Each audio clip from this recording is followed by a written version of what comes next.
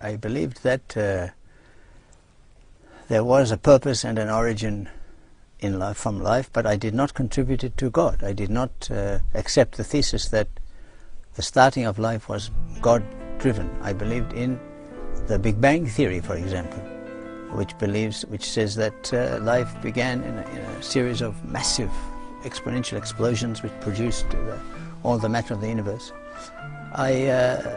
I rejected the idea of a creator. I marveled at the creation, and everyone thinks this is a sufficient reason to believe in God, but for me it was not a sufficient reason. Yes, the earth is marvelous, the laws of nature are beautiful, the complicated, even the single structure of the DNA, the double helix, it is a very beautiful thing, but it did not make me think that it had to be created by somebody. The sophistication of the natural process seemed to me sufficient to explain even the complicated and beautiful world of nature.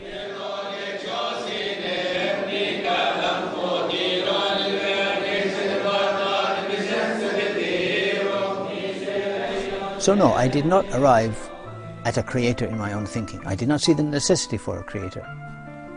And I did not certainly see any evidence of someone overlooking his creation and following it through. So I never had any idea that God who started it was then looking after it and bringing it to an end. No, I had none of this. I saw no need for this hypothesis. When I was young, of course, I went to the Protestant church with my parents, but after I stopped going with them, I used often to go to Catholic churches for the art. I used to enter many cathedrals and examine the architectural structure of the building, the sculptures, the carvings, any interior paintings. I liked the church architecture. It seemed to me to have a calm and a grace and an authority which was arresting. So I liked to visit, when they were empty, I liked to visit empty churches.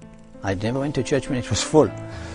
But yes, I did enter many churches, but for artistic reasons, for reasons of the history of that particular church, or for some artistic reason. Yes, in my philosophy studies I did a philosophy of religion section, but it only confirmed my atheism. It only confirmed me in my belief that religion is an hypothesis used to support a need, to fill a need, not a truth. It was not evident to me that philosophy or philosophy of religion could do anything to add to someone whose faith had already petered out and died. It did not resurrect any childhood faith that I had.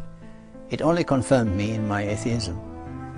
Oh, most definitely I believed that historically Christianity was a very bad thing, that it was responsible for many wars which otherwise would never have occurred. The wars of religion are legion. They exist from the beginning of time till now. For example, when I was growing up, the Irish hunger strikers and the Irish peace marches were set amid pitched battles between Protestants and Catholics in Ireland. When I saw the American flag and the American Protestant pride set alongside the war in Vietnam, I was disgusted. So I saw Christianity as a tool used by ruling powers to cover up their warlike imperialist aims against other peoples and cultures.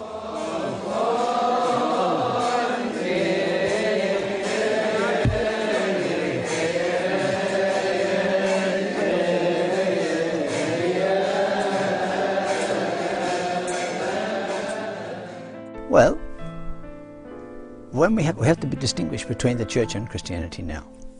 Now I see the church as still being responsible for all the blood that was shed. But the church is not Christianity. Now I make a difference between Jesus and his disciples and those of us who follow in their steps, in the footsteps of the Master. This is Christianity. The church is something else. One of the reasons I'm happy to be in the Coptic Church is that the Coptic Church has very, very little blood on its hands, if any. Mostly the Coptic Church has been persecuted rather than persecuting anybody else. But very few churches can say the same. So as churches go, the Coptic Church is quite respectable because it is historically a victim rather than an oppressor. But I still see no reason to change my opinion that the effect of the hierarchical ecclesial church of the West has been a good thing. No, I don't think it has been a good thing. I think it has been a disastrous thing. Christianity itself is the most beautiful and the most elevating and the most heart-saving thought system that has ever been produced.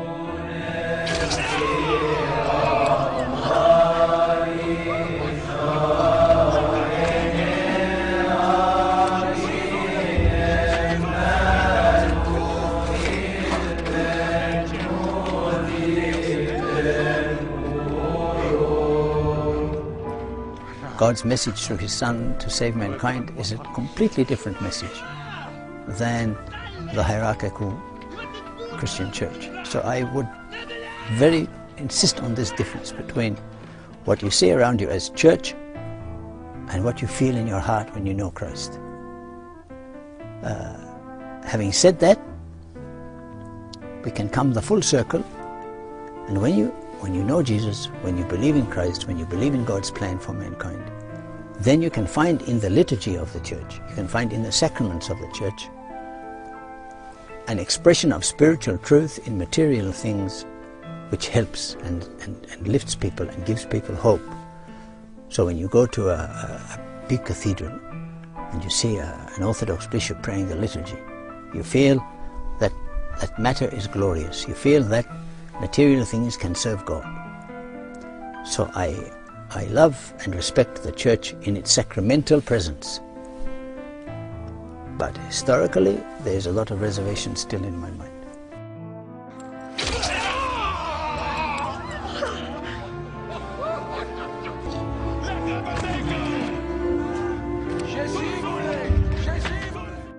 In my life, I suffered at the hands of other people, and I suffered from my own doubts and fears and my own weaknesses and follies.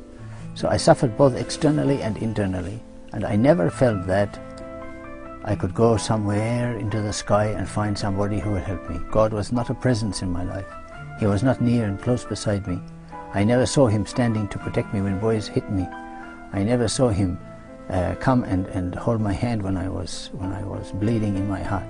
I never felt this. I suffered for years, from 10, 11, 12 till early 20s, and I never found any consolation offered me in God or His so-called presence.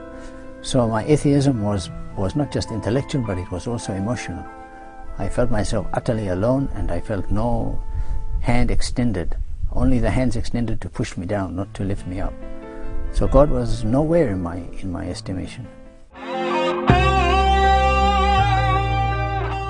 For this I have to explain how I became Christian. This will take some time, so I will embark on this now and I will tell you the story.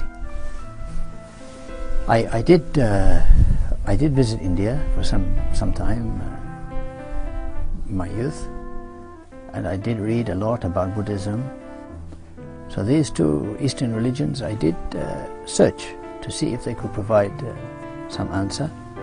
Like many of my generation, I followed the Beatles into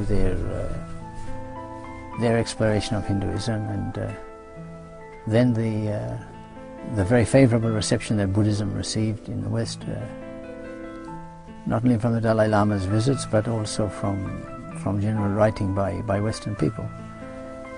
But it was a taste only. I didn't arrive at any deep personal commitment to either of these two religions. And I continued atheist, I continued romantic in my own dreams, until my mother died. When my mother died, it left a hole in my life, not because of her so much, not because of her personality so much, although she was a good woman, but what hit me was that I had no mother, I had no source. You asked me about, did I understand the idea of God as the source of life, as the creator of life?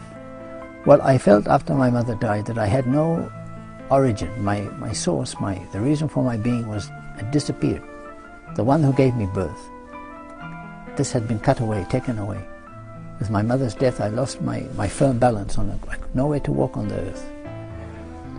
And I became disoriented. I became lost, even more lost than before.